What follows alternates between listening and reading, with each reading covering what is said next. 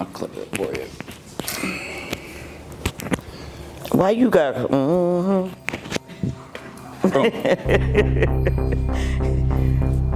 Chester will not go anywhere, and our intention is we will build our community back up into what we know it can be, independent of waste polluting facilities, because they're not our panacea. They are not our utopia. They are not our godsend. They are putting nails in the coffin in Chester. They are choking economic development in our community.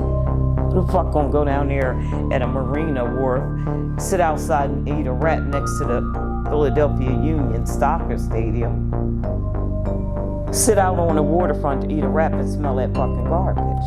It makes no sense.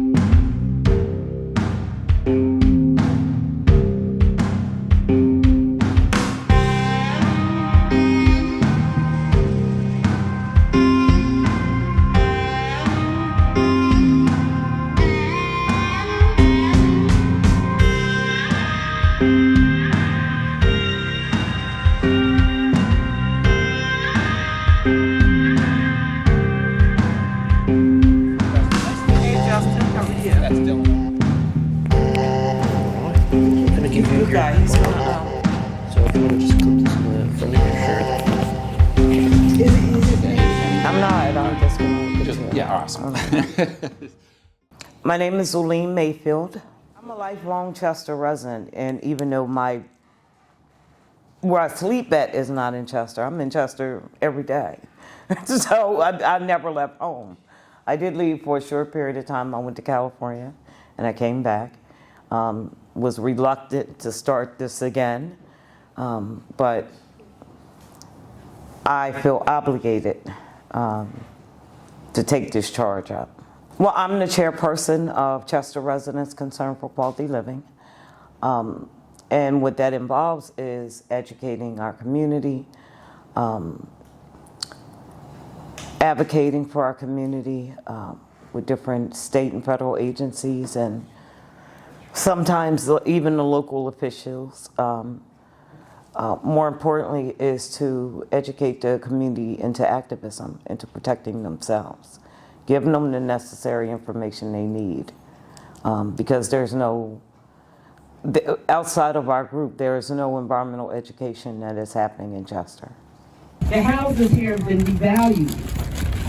A lot of them have foundational problems from the hundreds and hundreds of trucks that have rolled down through this community. But we're here, and we do this as a reminder to the polluters that this is our effing house. This is our house. This is our land, our community, and we will determine what goes on in our community. We're not quitting. We ain't tired. I still ain't friggin' scared. Could you paint us a picture of what Chester was like when you were a child? When I was a child, you know, everything, you had like blocks that were a city unto itself. You know, literally in the area where I grew up, which was 2nd and Ingle, Front and Ingle, we had everything we needed right in those 3 blocks. 1, 2, 3, 4.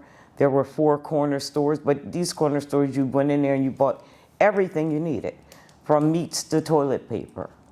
We had a crab shack that sat on 2nd and Ingle Street. We had Mr. Reed, we had water ices, push-ups. So you really didn't have to leave out of your neighborhood for anything outside of church. And even in our church, it was everything.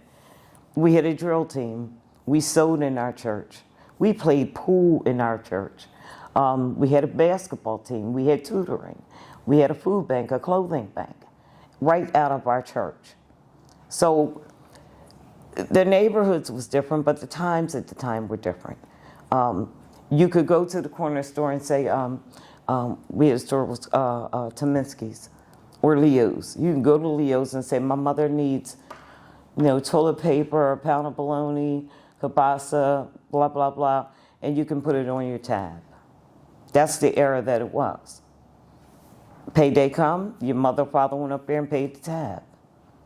But that was a different time frame. But a lot of those community feelings are still in Chester. That sense of community. So it is not an industrial town. It hasn't been since I would say the 60s.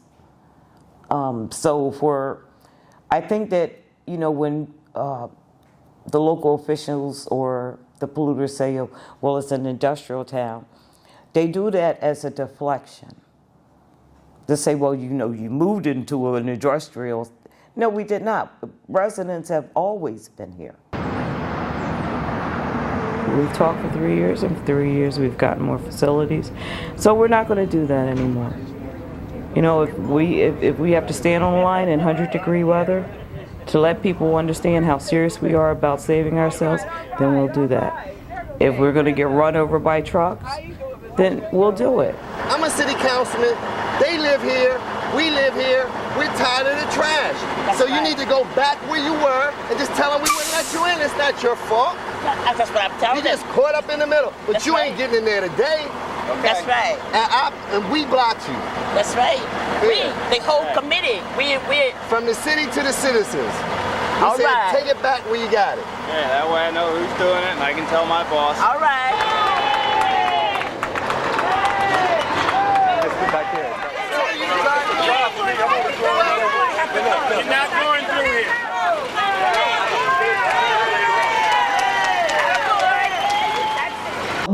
This happened in the late 80s.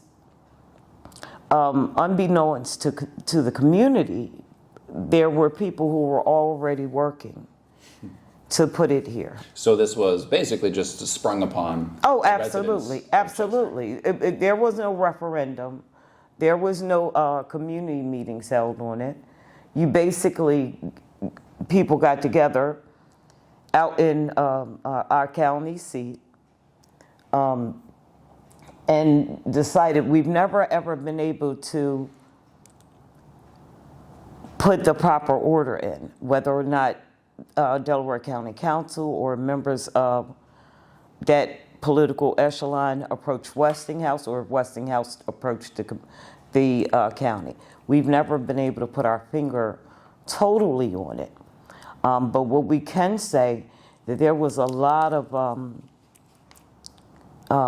people, a lot of big money that was involved in this thing.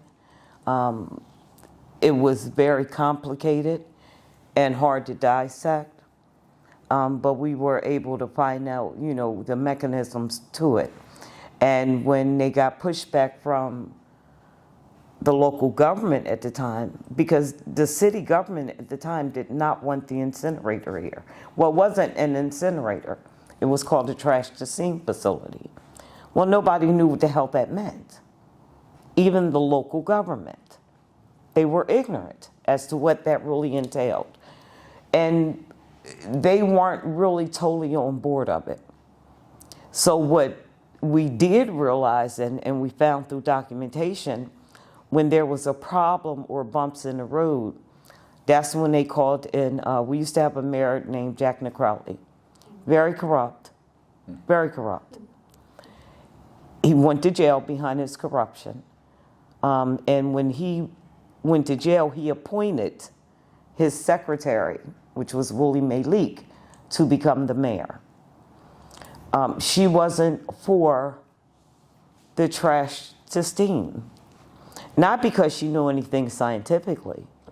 She was against it because of the economics of it. And she realized, or they realized at the time, how much Chester was being shortchanged economically. That was their opposition to it. And when that happened, when Westinghouse and the county was getting pushback from the city, that's when they called in straight out of jail, because he was straight out of federal prison. They called in Jack McCollough to broker the deals, to calm everybody down. and to make sure that this project got pushed through. Community residents knew nothing about it. They knew nothing about it until they knew they were building something. They weren't quite sure what it was. And when the first trucks started rolling, that's when the community's like, whoa, this is not a good deal.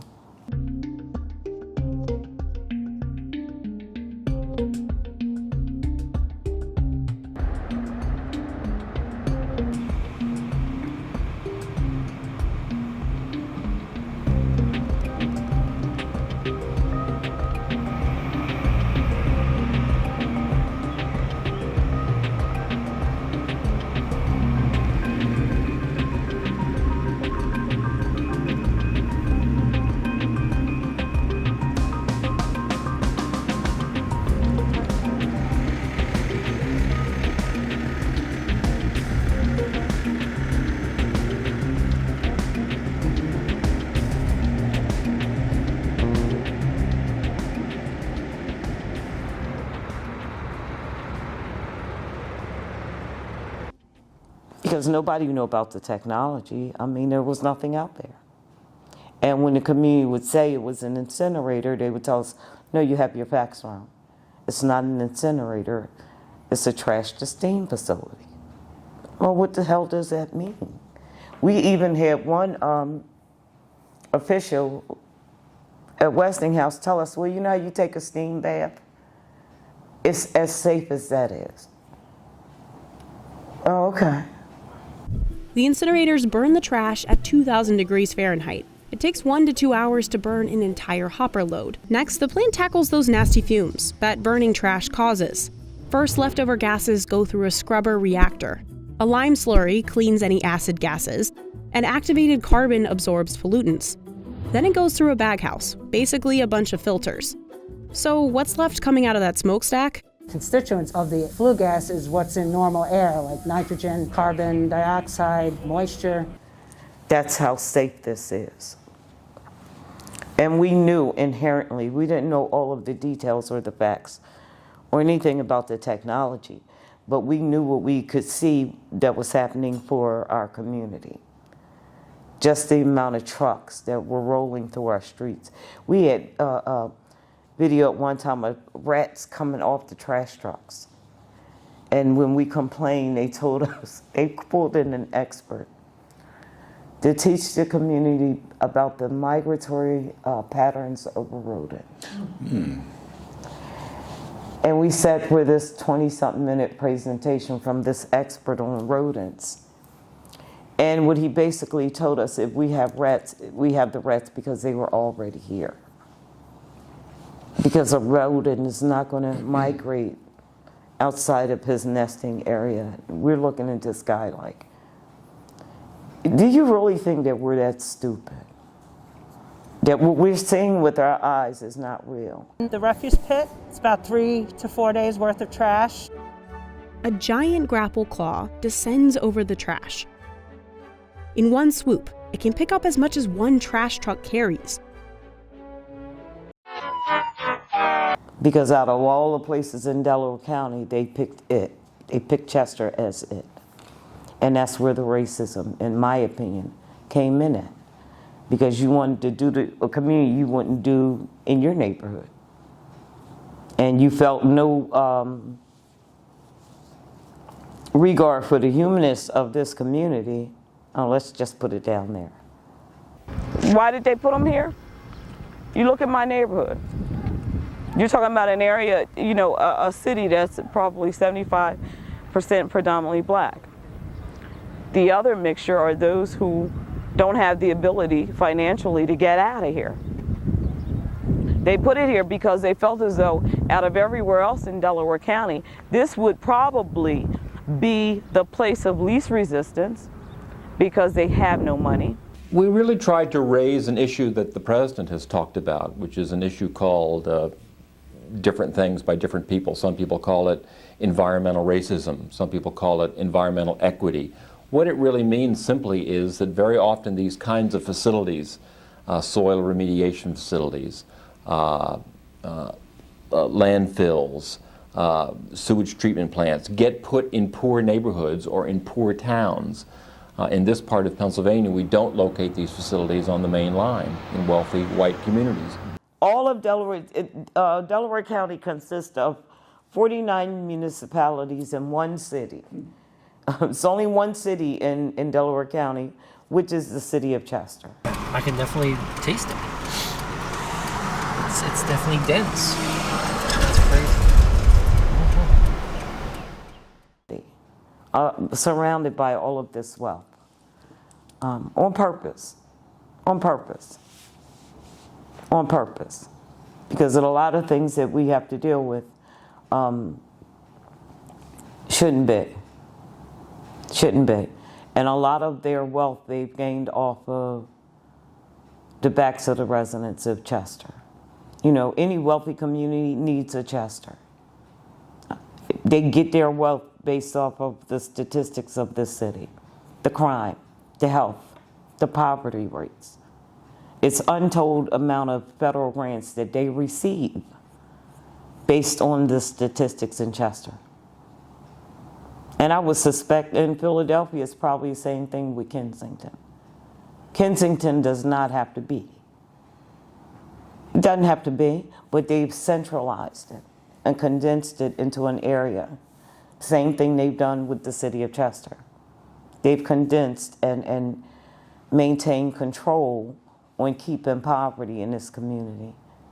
But we can change that. Why do you think they want to keep this community impoverished? Do you think they want to drive it into unincorporated territory so that somebody else outside? No, I don't think it's necessarily. I don't think it's necessarily to have it disincorporated. But like I said, they need the statistics based off of this city. Bottom line, they got what, $130 million in ARPA funds. Chester got 30, they got 130. And my question to them was, you know, I want to know what statistics you used from this city. What money did you apply for as far as grants? And how much of that money did you in turn boomerang back into this city? It doesn't come back. They go out and they build up other communities. That's the sinisterness to what they do. And they need to be held accountable. Jeff Brown, one of your campaign slogans is pick up the bleep trash. Littering, illegal dumping, and some timey garbage pickup system continues to be a persistent problem in the city. Where Philadelphia trucks some of its trash has spurred accusations of pollution and environmental racism, specifically from the residents of Chester. Would you, as mayor, keep or change the existing waste disposal contracts? So, I really don't, I'm not sure, because I would bid it out, but I'm not sure if that changes it or not. But Chester is Chester. I'm worried about Philadelphians and how their lives are. And so what will come first to me is what would be best for my Philadelphians. So you don't care about Chester? I do care. The trash that's coming from Philadelphia. I do care, but I don't work for them if I'm the mayor. I work for Philadelphia. No. And the trash has to go somewhere. And whoever gets it's going to be unhappy with it. They know the situation and the direness of this community and the things that we scream and beg for. We ain't got a market. Well, we do have a half a market, about a half a block over from here. But it doesn't service the whole community. 40% of our population does not drive. But if you go out into the other communities, we got a community in Brookhaven, they got 1, 2, 3, 4. They got 4 markets within a mile and a half. And guess what? The people from Chester ride buses or drive out there to shop. Well, you got Eddystone, you got a ShopRite. They could have put the same shop right here in this community. But because of the racist thoughts, they didn't feel as though it would be economically feasible for their return to put it in this community. But you get our money. You get everybody here go to Walmart out there. So this is the game of not only Chester, but if you look around communities that are like Chester, a lot of communities are surrounded by, poor communities are surrounded by immense wealth. Immense wealth. And that is racist. Okay? So, but there are things that we can and are going to do to put us on a better financial footing. We have a lot of optimism and a lot of hope, despite what the figures are. And we have that because we know the wealth and the value of our individuals, our community, the resiliency of our community. Chester will not go anywhere. And our intention is we will build our community back up into what we know it can be. Independent of waste polluting facilities, because they're not our panacea. They are not our utopia. They are not our godsend. They are putting nails in the coffin of Chester. They are choking economic development in our community. Who the fuck gonna go down there at a marina wharf, sit outside and eat a rat next to the Philadelphia Union Soccer Stadium, sit out on the waterfront to eat a rat and smell that fucking garbage? It makes no sense. And you all can't make it make sense. But what you can do is put that waterfront in a perpetual, let's study it. Let's do a feasibility study. Well, let's study this. Let's get a grant so we can study. Let's get a grant so that we can study. And what they've done is created this system where they forever got a fucking job studying, but not actually doing nothing. Putting it out into the atmosphere. Oh, we're going to build up the waterfront. You got a huge problem down there. You got tons and tons and tons of garbage. Every day you have people who are assaulted physically, violently by that incinerator. Every day you have people that cannot breathe. Every day you have people that have eye irritations, throat irritations. Every single day you have people that have nosebleeds. My name is Regina Randolph. This is my home. It's a beautiful home. Oh, thank you. Very beautiful. I appreciate that. So, this is Regina, and this is...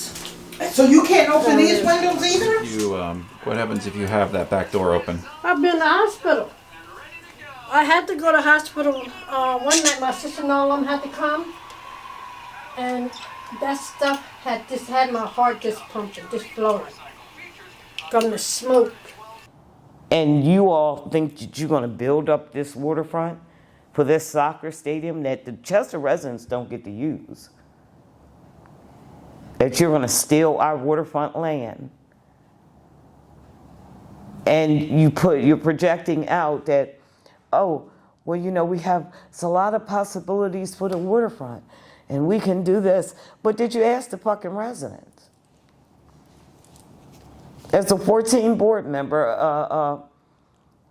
I can't even call it right now, Riverfront Alliance, I'll get the name together, I'm gonna have to look it up. Riverfront Alliance, you got 14 fucking members on it, and all of them are Caucasian. None of them are from Chester. You got Monroe Energy on it, Widener University, Crozier. You got some local businesses, Murphy Ford, Health Max. Where is the fucking residential representation to tell you what we want done with our waterfront? So those are the systemic racist views and things that happen that create or try to make sure that the power is not in the hands of residents. Okay? Other fucking people making decisions that we know nothing about. We know, most of the residents know nothing about this board. That's why circle is so important. Why? Because we're going to find out who these fuckers are. We sure are. We are the masters of our fate. Not the fucking incinerator. Not fucking LNG that they want to bring here. They think they're going to bring here. With the Pennsylvania LNG task force that keeps holding meetings in Philadelphia. But you're talking about in Philadelphia having meetings talking about liquefied natural gas that you want to propose to bring to Chester. Stop your fucking games.